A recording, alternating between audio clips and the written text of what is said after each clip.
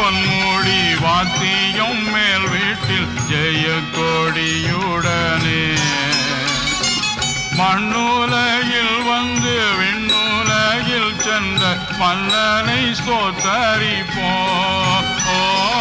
மண்ணுலகில் வந்து விண்ணுலகில் சென்ற மன்னனை ஸ்தோத்தரிப்போம்.